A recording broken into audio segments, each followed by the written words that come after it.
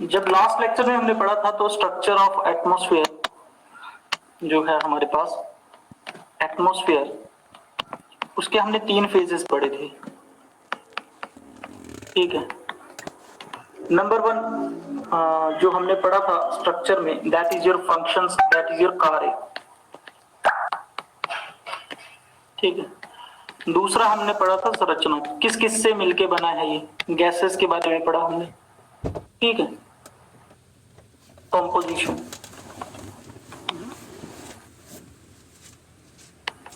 तीसरा आज हम पढ़ेंगे लेयर्स के बारे में। ठीक है, तो आज हम जो बेसिकली पढ़ेंगे वो पढ़ेंगे हम लेयर्स के बारे में कि लेयर कौन कौन सी हैं। ठीक है जी, और लेयर्स को हमने क्या बोला था कंपोजिशन के बाद, स्ट्रक्चर। स्ट्रक्चर जिसे हम बोलते हैं संरचना हिंदी में।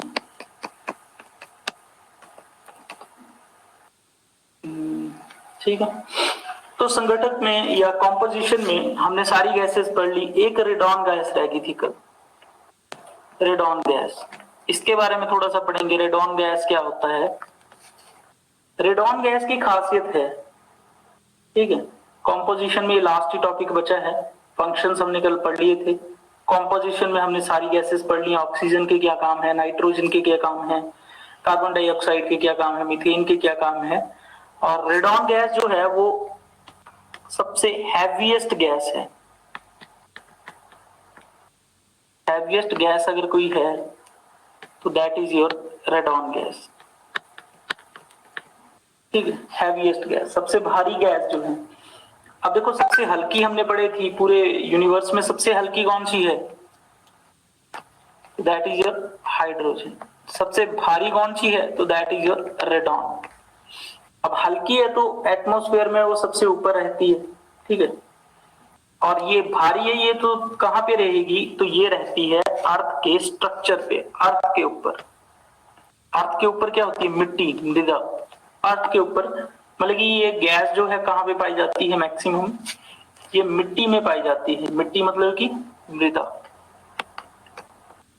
ठीक है, तो ये गैस से बड़ा एक इंपॉर्टेंट क्वेश्चन बनता है कि अगर वायुमंडल में मतलब कि एटमॉस्फेयर में रेडॉन की प्रेजेंस ज्यादा हो जाए, इसका मतलब क्या होता है। तो सबसे पहले तो हमें ये पता है कि ये वायुमंडल में बड़ी कम पाई जाती है, पाई ही नहीं जाती है। कहां पे पाई जाती है, ये अर्थ के स्ट्रक्चर पे, अर्थ के ऊपर मतलब कि मृदा के ऊपर। फॉर एग्जाम्पल, जब भी कभी भूकंप आना हो तो अर्थ सबसे पहले हिलना शुरू कर देती है, और जब भी कोई चीज हिलती है तो उसके ऊपर जो चीज है वो आपको पता है, ये मिट्टी हो तो वो उड़ने लग पड़ती है। वैसे ही अर्थ में अगर भूकंप आना हो तो ये रेडॉन गैस जो है वो कहां पहुंच जाती है, एटमॉस्फेयर में। ठीक है, अब एटमॉस्फेयर में अगर रेडॉन गैस की मात्रा ज्यादा हो जाती है, इसका मतलब क्या आने वाला है, भूकंप आने वाला है। क्या आने वाला है, फिर तो भूकंप जो है वो आने वाला है। हाँ जी, क्लियर है ये। तो वायुमंडल में, एटमॉस्फेयर में किसकी प्रेजेंस, आपकी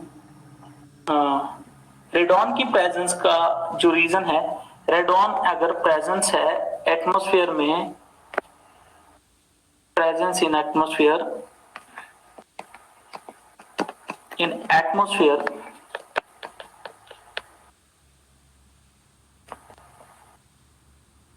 क्या इंडिकेट करता है, भूकंप को इंडिकेट करता है। भूकंप, अगर रेडॉन की मात्रा एटमॉस्फेयर में है, इसका मतलब भूकंप आ चुका है। ठीक है जी, तो ये थी इसकी कॉम्पोजिशन, संरचना, मतलब कि जो भी एलिमेंट्स थे उनकी खासियत जो हमने पढ़ा। अब हम पढ़ेंगे स्ट्रक्चर के बारे में।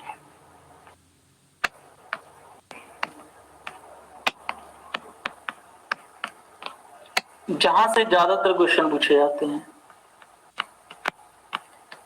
स्ट्रक्चर ऑफ एटमॉस्फेयर, मतलब एटमॉस्फेयर की लेयर्स जो हैं उनके बारे में हम पढ़ेंगे। तो एटमॉस्फेयर में दो तरह की, सबसे पहले तो जो दो तरह की इसकी लेयर्स हैं, एक लेयर को हम बोलते हैं होमोस्फेयर,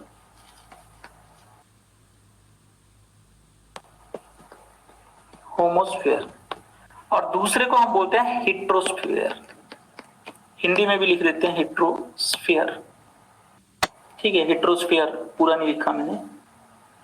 इसको बोलते हैं सममंडल, होमोस्फीयर को सममंडल, और इसे बोलते हैं विषममंडल।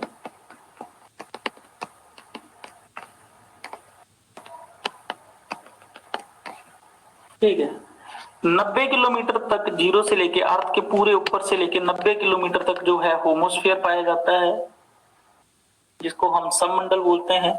और 90 से लेके आपका 10,000 किलोमीटर तक क्या पाया जाता है, तो वहां तक पाया जाता है आपका हेट्रोस्फीयर, विषम मंडल। सममंडल का मतलब यहाँ पे जो गैसेस हैं उनकी कॉम्पोजिशन जो है एक जैसी है, और हेट्रोस्फीयर में जो कॉम्पोजिशन है वो बड़ी फ्लक्चुएट होती है। सिर्फ गैसेस के कारण ही इसका नाम सममंडल लिखा गया है। इसमें 3 लेयर्स आती हैं, वैसे तो टोटल हमारे पास 5 लेयर्स हैं। ठीक है, हमारे एटमॉस्फेयर की 5 लेयर हैं जिनसे क्वेश्चन बनते हैं। उनमें से पहली 3 लेयर जो हैं वो कहां पे आती हैं, वो होमोस्फेयर में आती हैं, मतलब 0 से लेकर 90 डिग्री तक। तो सबसे पहली लेयर है ट्रोपोस्फेयर, जिसे हम क्या कहते हैं, क्षोभ मंडल।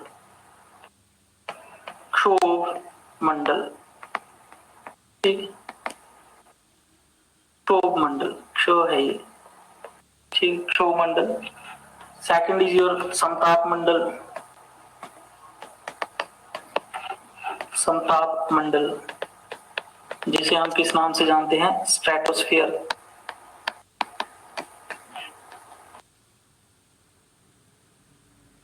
और तीसरा जो है मध्य मंडल, जिसे हम बोलते हैं मध्य मंडल, और इसे हम बोलते हैं मेसोस्फीयर। तो ये 0 से लेकर 90 डिग्री तक है। इन्हें हम डिस्कस करेंगे, उसके बाद हेट्रोस्फीयर में आते हैं आयनोस्फीयर और एक्सोस्फीयर, तो उसकी हम अलग से बात करेंगे। सबसे पहले हम 3 को पढ़ेंगे, जिसमें है स्ट्रेटोस्फीयर, ट्रोपोस्फीयर, स्ट्रेटोस्फीयर और मेसोस्फीयर। मतलब कि आपका क्षोभ मंडल, समताप मंडल और मध्य मंडल। देखो 5 में जो बिल्कुल सेंटर में है उसको तो मध्य बोलेंगे, मेसोस्फीयर। 5 मंडल हैं हमारे ऐसे, 1 2 3 4 एंड 5। ठीक है, 1 2 3 4 5। अब इसमें जो बिल्कुल सेंटर में है इसे तो हम मध्य मंडल वैसे बोल देंगे, क्योंकि कहां पे है ये, स्ट्रेटोस्फीयर, सॉरी मेसोस्फीयर, क्योंकि बिल्कुल सेंटर में है तो इसे तो पहले ही मध्य मंडल या मेसोस्फीयर के नाम से जानते हैं। और यहां तक ये डिस्टेंस कितना है, 90 किलोमीटर टोटल। इतना तो पता है। ये क्या है, हमारी अर्थ है। ये अर्थ का बीच में क्या है, जिसे हम क्या बोलते हैं, लैटिट्यूड, अक्षांश। ठीक है,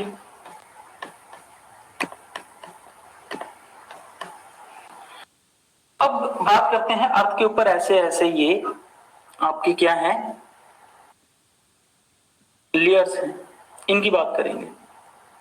यहां तक 90 किलोमीटर तक किसे बोलते हैं, होमोस्फीयर, उससे ऊपर बोलते हैं हेट्रोस्फीयर। तो हेट्रोस्फीयर में आपकी 2 ही लेयर हैं, उनके बारे में डिस्कशन करेंगे। तो सबसे पहले बात करते हैं हम यहां पे पहली लेयर। ठीक है, पहली लेयर जो है हमारे पास क्या है, दैट इज योर क्षोभ मंडल।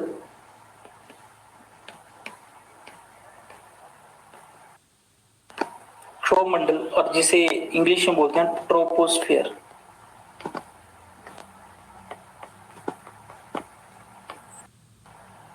अब इसमें खासियत क्या है, देखो यहां से अगर देखें, यहां से इसका डिस्टेंस जो है वो है सिर्फ 8 किलोमीटर ऊपर। मतलब कि जो हमारी अर्थ के पोल्स है ना, जो नॉर्थ में, पूरे नॉर्थ से, इससे ऊपर को हाइट देखें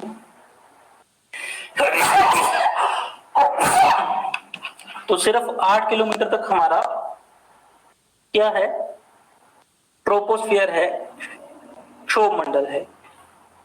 और यहां पे बिल्कुल सेंटर से आपके मिड से जो लाइन जाती है यहां से देखें तो ये 18 किलोमीटर, ठीक है जी, कितनी है 18 किलोमीटर। तो मोस्टली इसकी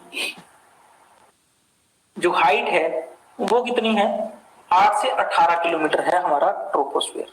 अच्छा जी, दूसरी बात क्या है, दूसरी बात सबसे इंपॉर्टेंट है कि सबसे ज्यादा गैसेस जो पाई जाती हैं वो कहां पे पाई जाती हैं, वो आपके इसी एरिया में पाई जाती है, मतलब कि आपके, सॉरी ये गलत बन गया, क्षोभ मंडल, वैसे क्षोभ मंडल यही बनना था, चलो इसको कंसीडर कर लेते हैं। यहां से ये हाइट है 8 किलोमीटर और यहां से ये हाइट है 18 किलोमीटर, ठीक है जी, अर्थ के ऊपर से। तो इसमें ज्यादातर क्या होता है, इसमें सबसे ज्यादा गैसें होती हैं, ठीक है, जितनी भी गैसें हमने बोली, ऑक्सीजन, ठीक है, और क्या बोला, ऑक्सीजन के बाद क्या थी नाइट्रोजन, उसके बाद कार्बन डाइऑक्साइड, उसके बाद आपकी आर्गन, उसके बाद क्रिप्टॉन, रेडॉन, जिनोन, ये सारी यहीं पे, मतलब सबसे ज्यादा अगर गैसें अगर कहीं पाई जाती हैं तो कौन सी लेयर में पाई जाती है, तो आपका सबसे इंपॉर्टेंट जो आंसर है that is your first layer, जिसे हम कहते हैं क्षोभमंडल, गैसों का मिश्रण है, मिक्सचर ऑफ गैसेस।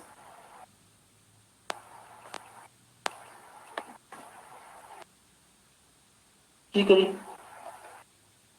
गैसों का मिश्रण जो है वो कहां पे पाया जाता है, आपके क्षोभ मंडल में। क्लियर है यहां तक।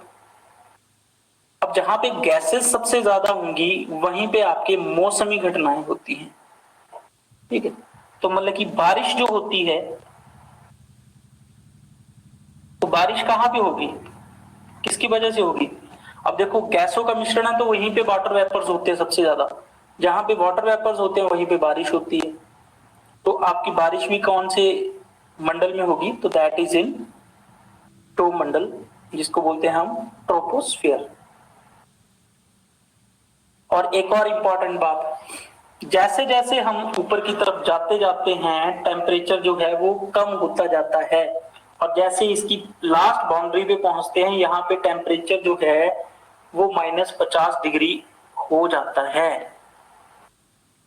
ठीक है, मतलब कि सबसे ज्यादा टेम्परेचर होगा अर्थ के बिल्कुल सेंटर में, और जैसे जैसे ऊपर की तरफ कंट्रीज बढ़ती जाती हैं यहाँ पे टेम्परेचर कम होता जाता है, और जैसे जैसे हम और ऊपर जाते जाएंगे तो यहाँ पे क्या हो जाएगा टेम्परेचर -50 डिग्री, ठीक है जी, इसी वजह से बारिश हो जाती है। बारिश क्यों होती है, यहाँ पे वाटर वेपर्स निकले, मान लो ये वाटर वेपर्स चले हुए हैं, ऊपर जाके ये ठंडे हो जाएंगे, ठंडे मतलब क्यों, क्योंकि वहां पे टेम्परेचर डाउन है, ठंडे हो जाएंगे तो वाटर वेपर्स का क्या बन जाएगा, पानी बन जाएगा, पानी बन जाएगा तो वो क्या कर देंगे, बारिश कर देंगे, ठीक है जी।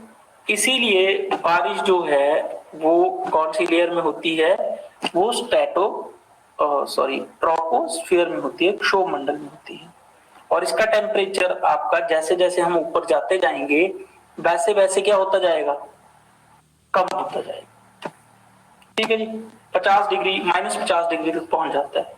उसके बाद जो नेक्स्ट लेयर है ट्रोपोस्फियर के बाद वो आती है स्ट्रेटोस्फियर।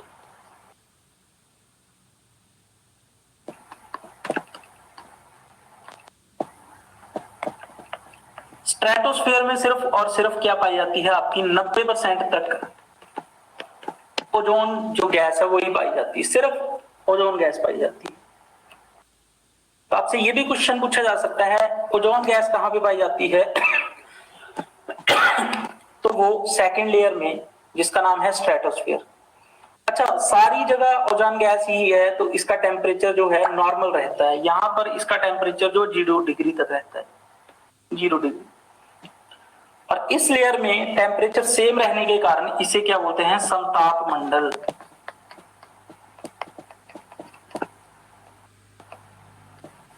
ठीक है, क्या कहते हैं, समताप मंडल, ठीक है, क्लियर है यहां तक। तो सबसे इंपॉर्टेंट कि इस जहां पे भी टेम्परेचर डिफरेंस होता है, जैसे फर्स्ट लेयर में है 0 से 50 डिग्री, यहीं यहीं पे आपका तापमान कम ज्यादा होगा, जिसकी वजह से क्या होगा, आंधी तूफान चलेंगे, आंधी तूफान चलेंगे और बारिश होगी, तो पहले रख दिया, हमने लिख दिया है कि मौसमी घटनाएं कौन सी लेयर में होंगी, तो फर्स्ट लेयर क्षोभ मंडल ट्रोपोस्फियर। गैसों का मिश्रण कहां पे है, फर्स्ट लेयर, ठीक है जी। अच्छा, दूसरी लेयर में कोई भी ऐसी चीज नहीं होती, बिल्कुल ओजोन गैस ही है, तो इसका एक तो टेम्परेचर सेम रहता है, ठीक है। और दूसरा ये काम क्या करता है, जब शांत है, बिल्कुल शांत होता है, जब टेम्परेचर डिफरेंस नहीं है तो चीजें क्या होंगी, शांत होंगी। इसीलिए सेकंड लेयर में क्या होता है, हमारा हवाई जहाज जो है उड़ता है, ठीक है। ये पता नहीं क्या बन गया, चलो जो भी बन गया, ये हवाई जहाज, ठीक है। तो हवाई जहाज कौन सी, एरोप्लेन कौन सी लेयर में उड़ते हैं, तो सेकंड लेयर में उड़ते हैं, क्योंकि यहां पे क्या प्रेजेंट है, ओजोन लेयर जो है वो प्रेजेंट है, ठीक है जी। अब ओजोन लेयर प्रेजेंट है तो वो बड़ी शांत है, शांत होने के कारण यहाँ पे क्या उड़ता है, हवाई जहाज कौन सी लेयर में उड़ेंगे, सेकंड लेयर में, जहां पे ओजोन है, और उसे हिंदी में बोलते हैं, टेम्परेचर सेम रहता है, समताप मंडल, और इंग्लिश में बोलते हैं स्ट्रेटोस्फियर, ठीक है। अब पहले की हाइट तो यहां से यहां तक 18 किलोमीटर थी, दूसरे की हाइट यहां से कितनी है, 50 किलोमीटर तक, मतलब यहां से 50 किलोमीटर, 50 किलोमीटर। आपको पता है पहली 3 लेयरों की जो हाइट होगी वो 90 किलोमीटर तक जाएंगी, तो अगली कितनी आएगी, 80 से 90 किलोमीटर अगली लेयर, ठीक है। पहले तीनों लेयरों की हमने हाइट पहले डिसाइड की है 90 किलोमीटर तक, तो पहली लेयर 18 किलोमीटर, दूसरी 50 और तीसरी मतलब 40 किलोमीटर, जोड़ते जाओ 10 में, 10 जमा 40 50, 50 जमा 40 90, तो आपको याद रहेगा ऐसे 90 किलोमीटर तक, ठीक है जी। तो पहली 18 किलोमीटर, दूसरी 50 किलोमीटर और तीसरी 80 किलोमीटर, यहां से होंगे 80 या 90, यहां से, ठीक है जी। अब 2 लेयरें हमने पढ़ ली, इसे हम दोबारा बनाते हैं, ये हमारी अर्थ है,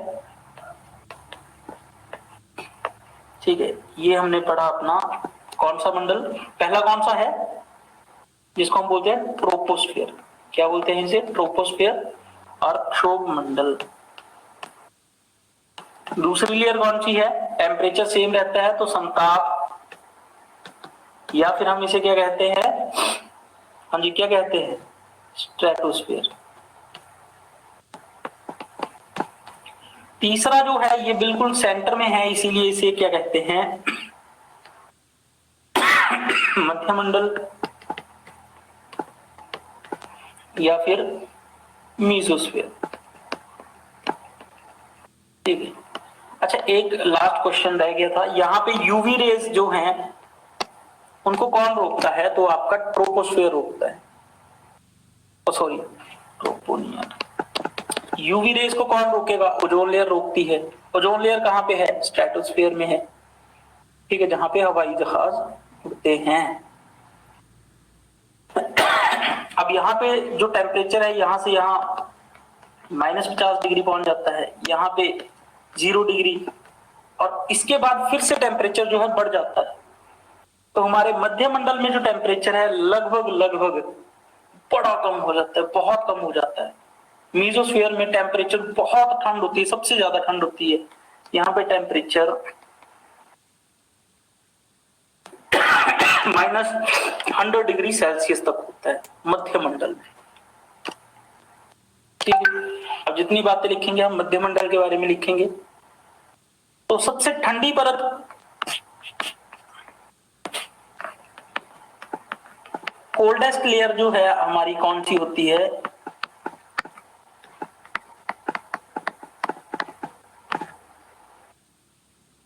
तो मध्य मंडल होती है।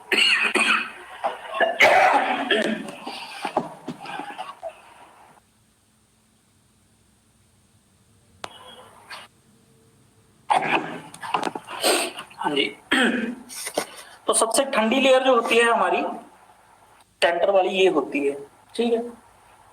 अब सबसे ठंडी होने के कारण इसको एक बेनिफिट मिलता है कि इसमें जो चीजें ट्रेवल करेंगी उनकी स्पीड कम हो जाएगी, क्योंकि डेंसिटी सबसे ज्यादा होगी ना, सबसे ठंडी चीज है उसकी डेंसिटी ज्यादा होगी। इसी वजह से जितने भी उल्का पिंड आते हैं कल भी हमने पढ़ा था उल्का पिंड, जब भी उल्का पिंड जिन्हें हम मिटियोर्स बोलते हैं, बहुत बड़ी बड़ी चीजें जो हैं टूट के जब अर्थ में एंटर करती हैं, तो कल भी मैंने बताया था कि फ्रिक्शन करके उनमें क्या लग जाती है, आग। तो उनमें फ्रिक्शन के कारण आग जो है कौन सी लेयर में लगती है, तो वो मध्य मंडल में लगती है उल्का पिंडों को। ठीक है, जो आग लगती है वो कौन सी लेयर में लगती है, वो लगती है आपकी मध्य मंडल में, जिसे हम किस नाम से जानते हैं, मेसोस्फीयर। समझ आ गया कि सबसे ज्यादा आग जो पकड़ेंगे वो कौन से पकड़ेंगे, तो वो पकड़ेंगे मेसोस्फीयर वाले एरिया। ठीक है जी। अब उसके बाद चलते हैं हेट्रोस्फीयर। यहां तक तो जो एरिया था उसे क्या बोला था हमने, होमोस्फीयर, सममंडल, होमोस्फीयर। ठीक है, तो सबसे कम टेम्परेचर कहां पे होता है, वो भी हमने बता दिया। ठीक है, अब उसके बाद चलते हैं नेक्स्ट लेयर्स के ऊपर। याद है ये हमारी पहली लेयर कौन सी थी, अब साथ साथ में बोलेंगे आप। हाँ जी, कौन सी थी, वर्किंग बताते जाएंगे, कौन सी थी पहली लेयर,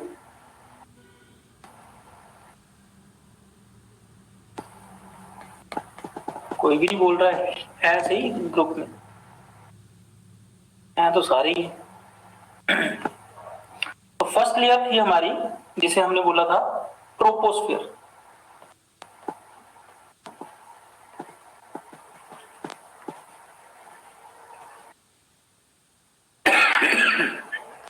दूसरी लेयर हमारे पास थी, that is your ozone layer की प्रेजेंट के कारण यहाँ पे टेम्परेचर सेम रहता है, समताप मंडल जिसे हम बोलते हैं, क्या बोलते हैं, स्ट्रेटोस्फियर।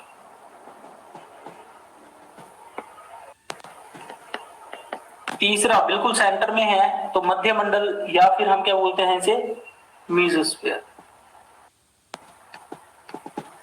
मीजोस्फीयर। और इन सबको क्या कहा जाता है, इन सबको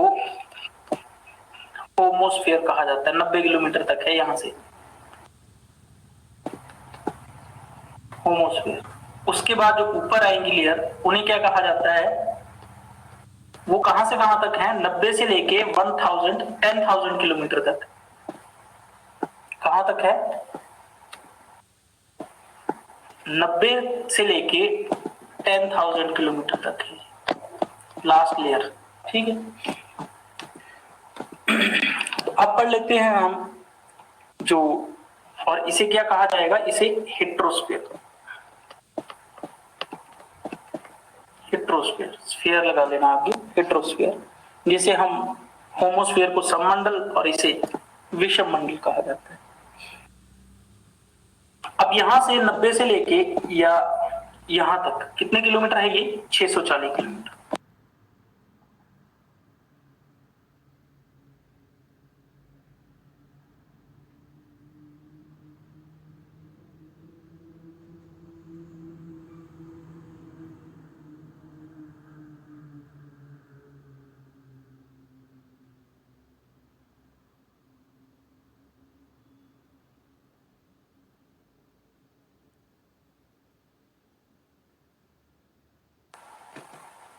यहाँ पे सनलाइट ये सबसे गर्म है।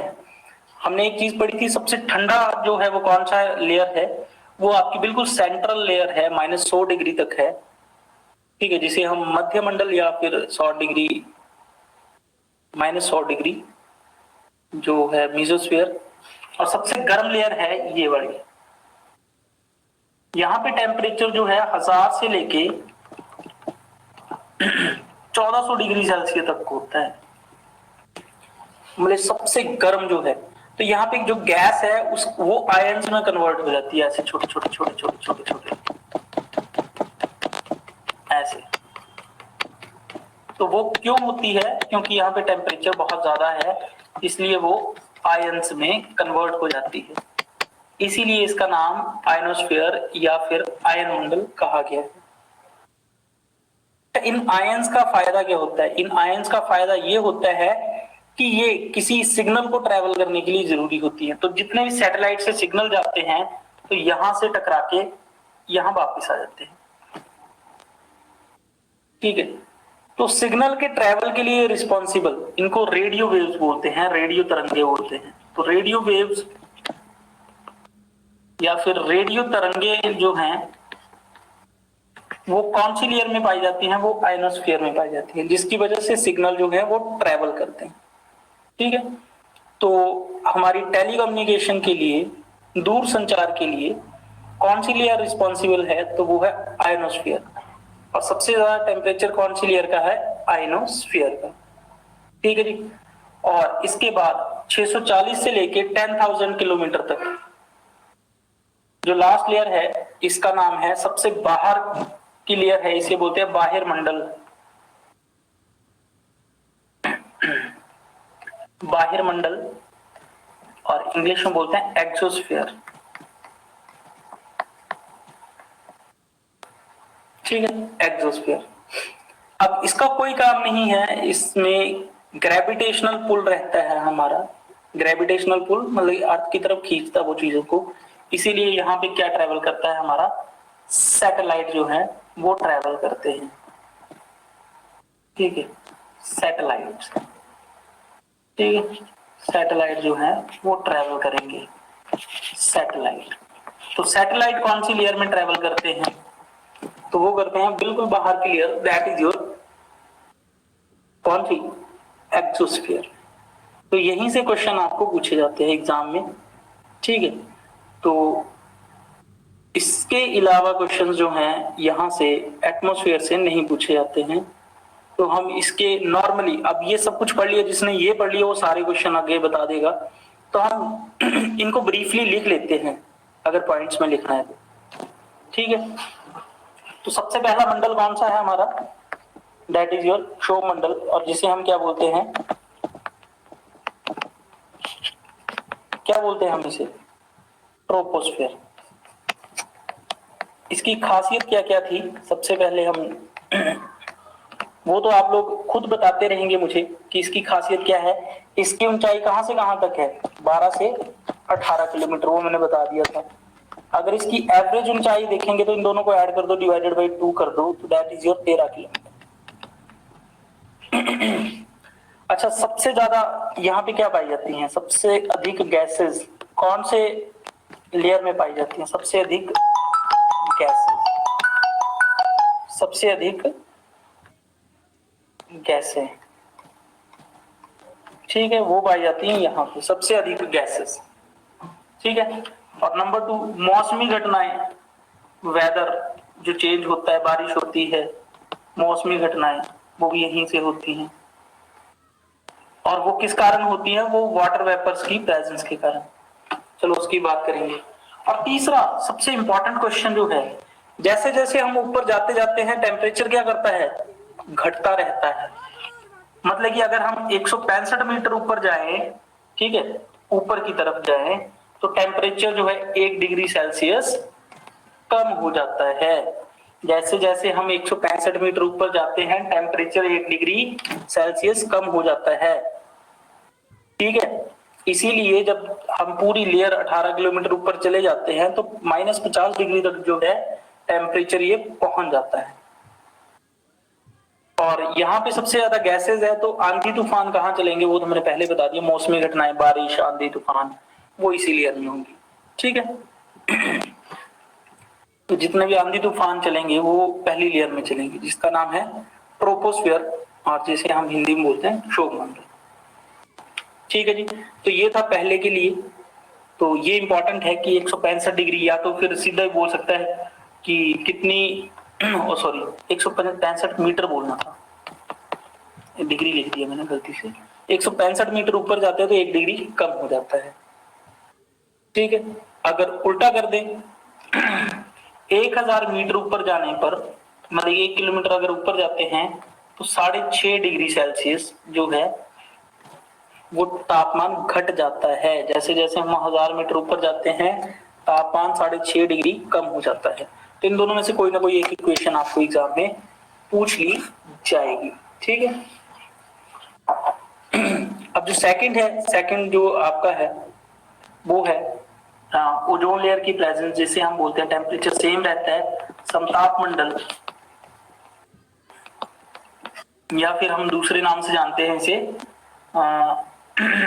समताप मंडल को क्या बोलते हैं हम, यानी किस नाम से जानते हैं बताइए? स्ट्रेटोस्फीयर।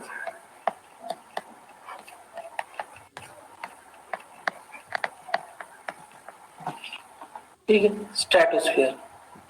अब स्ट्रेटोस्फीयर की क्या खासियत है इसमें? एक तो इसमें टेम्परेचर क्या रहता है, टेम्परेचर समान, तो समान लिखना, समान तापमान, सेम टेम्परेचर, ठीक है, 0 डिग्री तक।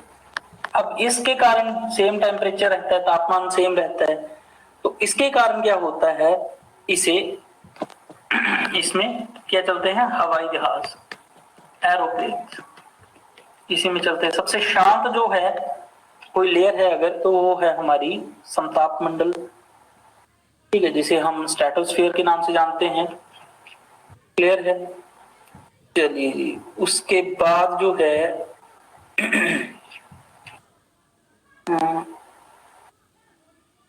ऐसा भी है, इसमें कोई भी मौसमी घटना नहीं होती, कुछ भी नहीं होता। वैसे ये तो क्लियर ही है कि मौसमी घटनाएं पहली लेयर में होती है, इसमें कुछ नहीं होता, सबसे शांत है ये लेयर। के बाद नेक्स्ट में बात करें तो नेक्स्ट है आपकी, नेक्स्ट लेयर जो है वो है आपकी, दैट इज योर मध्य मंडल। ठीक है जी, वो लेयर है आपकी मध्य मंडल।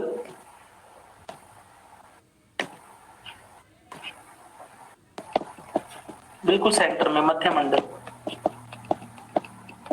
जो किस नाम से फेमस है, मेसोस्फीयर से।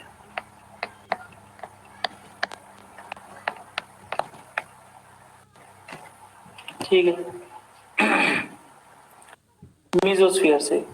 और इसमें टेम्परेचर जो है -100 डिग्री सेल्सियस तक होता है। ठीक है, तो सबसे इंपॉर्टेंट यहाँ पे क्या है, सबसे ठंडी परत, कोल्डेस्ट लेयर, सबसे ठंडी परत, कोल्डेस्ट लेयर है ये। और क्या खासियत है इसकी कोल्डेस्ट लेयर के साथ साथ, कि यहाँ पे ड्यू टू फ्रिक्शन क्या होता है, उल्का पिंड जो है, मिटियोर जो है, उल्का पिंड या फिर मिटियोर्स, उनमें आग लग जाती है। अच्छा, मिटियोर्स बड़ी बड़ी हेवनली बॉडीज, जितनी भी, अगर कोई भी धरती पे वो बहुत बड़ी चीज आती है, उसको मिटियोर्स या उल्कापिंडी कहा जाता है। मैंने आपको एक बात बताई थी कल, लोनार लेक किसकी एग्जांपल है? वहां पे बहुत हेवनली बॉडी जो है फ्रिक्शन से नहीं जली, वो जो मिटियोर है, उल्कापिंड अर्थ पे गिरा और वहां पे क्या बन गई, लोनार लेक। लोनार लेक भारत की एक अकेली इकलौती ऐसी लेक है जो किसके कारण बनी है, ड्यू टू द मिटियोर्स, उल्कापिंड के गिरने से बनी है। ठीक है जी, उसके बाद नेक्स्ट चलते हैं, ये सबसे कोल्डेस्ट लेयर है, ये तो हमने पढ़ ली। उसके बाद हम पढ़ते हैं आयनोस्फीयर, आयन मंडल, जो हमारी 80 से बोले या 90 से 640 किलोमीटर तक है। ठीक है, इसमें सबसे पहले इंपॉर्टेंट तो है, इसमें क्या पाए जाते हैं, गैसों के आयंस, आयंस पाए जाते हैं, तो हिंदी में लिख दें गैसों के आयन। आयन इस लेयर में पाए जाते हैं और सबसे ज्यादा टेम्परेचर भी होता है इस लेयर का। इस लेयर का टेम्परेचर कितना से कहां तक होता है, 1000 to 1400 डिग्री सेल्सियस तक होता है। ठीक है, इसीलिए से आयनोस्फीयर को एक और नाम से जानते हैं, थर्मोस्फीयर भी बोलते हैं कई बार। इस लेयर को आयनोस्फीयर या थर्मोस्फीयर या तापमंडल भी बोलते हैं, क्योंकि ये गर्म है, सबसे ज्यादा गर्म है, वो तो आपको पता ही है। और इसमें बेसिकली रेडियो वेव्स ट्रेवल करती है, रेडियो वेव्स, रेडियो तरंगे। ठीक है, रेडियो तरंगे, तो ये आपने पढ़ लिया।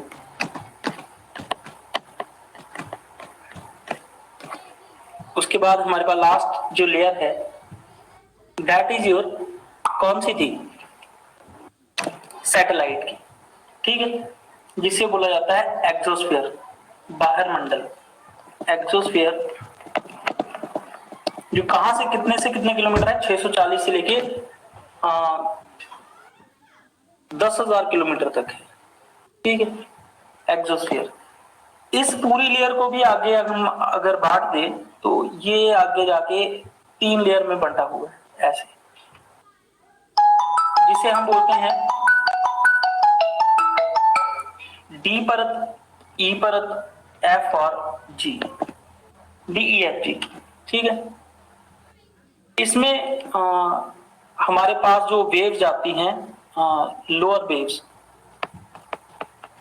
मतलब कि जिनकी फ्रीक्वेंसी बड़ी कम होती है, लोअर वेव्स, वैसे इतना पूछा नहीं जाता, इसको ना भी बढ़े तो कोई बात नहीं है, जिनको हम बोलते हैं लघु तरंगे, ठीक है, लघु तरंगे। और जो बीच में होती हैं इसे बोलते हैं मध्यम तीव्रता वाली वेव्स, मिड वेव्स, मध्यम तीव्रता। और लास्ट में होती है इसमें सारी उच्च तीव्रता, और सारी ही सारी वापिस आ जाती हैं रेस उच्च तीव्रता। और इसमें अगर कोई बच भी गई हो, जैसे लघु ऊपर पहुंच जाए या मध्य ऊपर पहुंच जाए, तो मध्य और लघु ये सारी इससे टकरा के वापिस आ जाती हैं। और इस पूरी लेयर में क्या ट्रेवल करते हैं हमारे सैटेलाइट्स।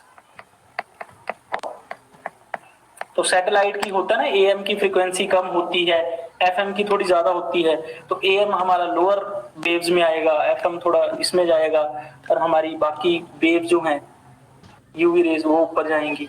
कोई भी किसी भी रेस पे काम करता है, तो हम वैसे अलग अलग नहीं पढ़ते इसे, हम वैसे इसे नॉर्मली पढ़ते हैं। तो इस पूरे को बोला जाता है सैटेलाइट, जहां पे रहते हैं, दैट इज योर, इसके कहा जाता है एक्सोस्फीयर, ठीक है।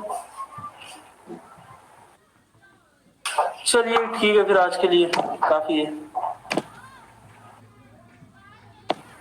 You are currently the only person in this conference.